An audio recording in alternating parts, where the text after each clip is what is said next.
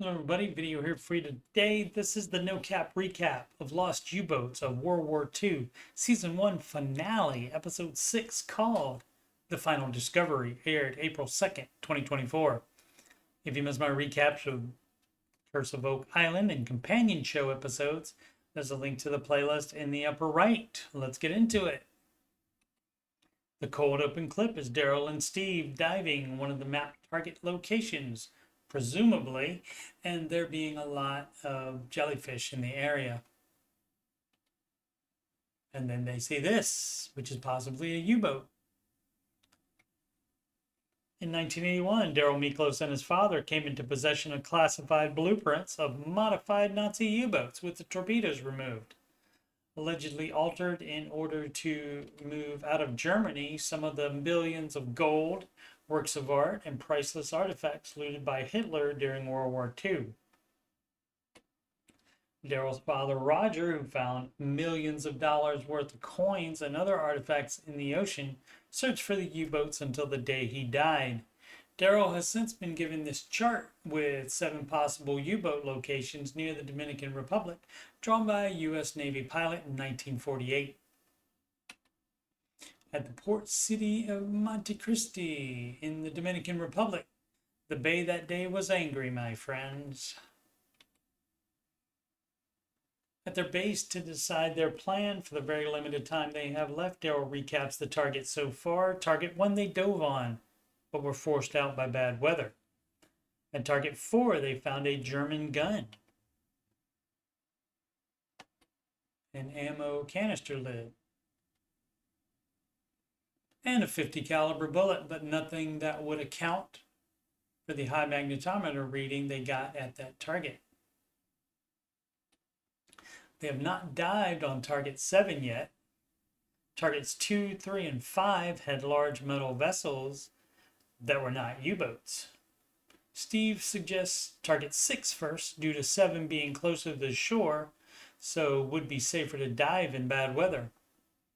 Garth suggests that he and Doug try to get a more precise magnetometer reading at target 4, while Daryl and Steve dive target 6.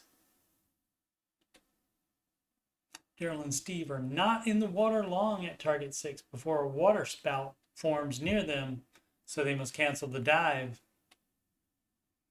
Garth and Doug are able to match the same reading originally found at target 4. Doug says it looks like a debris trail. They have a more precise location 150 yards east of the previous dive spot. Steve and Daryl have relocated to target 7 nearer to shore. Visibility is not great, so they do a concentric circle search method. They start at the center and go in a circle and then move 20 to 40 feet out and continue the pattern. After an hour not finding anything, they move east and find this large bullet. At base camp, Garth video conferences with ordnance expert Clayton Swanson. He is able to say that it definitely isn't World War II and could even predate World War I due to the crudity of the manufacturing. Clayton goes on to say that if it's US, it could have been sold to the Dominican Republic or either just thrown overboard if it was overstock ammunition.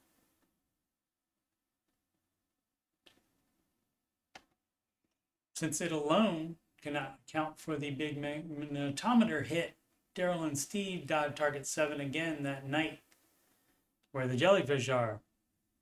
They find this vessel that would account for the large magnetometer hit, but it is not a U-boat, so they cross off target 7. The captain of the boat shows them this.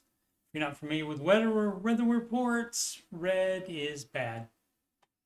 They have 2 days left before that storm hits. The captain also informs them that there is a storm every week in the fall through the winter in the area. They woke up at dawn to try to beat the bad weather, but the waves at target 4 are already very choppy. After 20 minutes, they find this key or tool. The weather causes the end of the diving today, but they will be back in the morning because Daryl thinks something big is dumping lighter material near his finger onto the key / tool.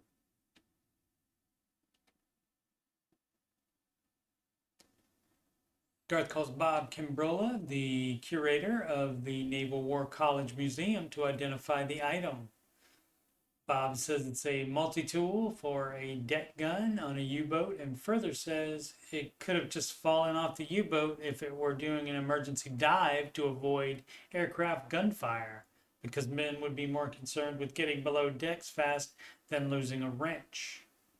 Based on the tool, the ammo canister lid, and the gun, they think it could be evidence of an American aircraft German U-boat battle. Back at Target 4, Daryl and Steve find a large reef not on any of the maps. It sets off the metal detector in various locations, but they can't uncover it because it's so encrusted. They continue to check the perimeter to try to find an entrance into the mound, but then the weather once again ends the dive.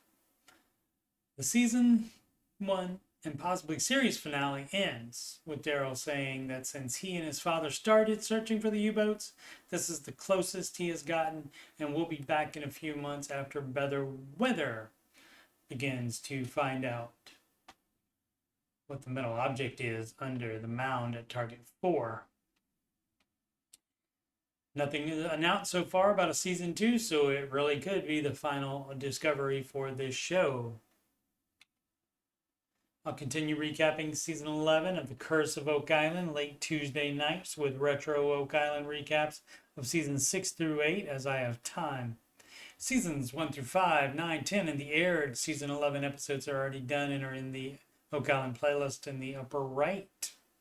Thank you so much for watching. Please subscribe, like, and comment.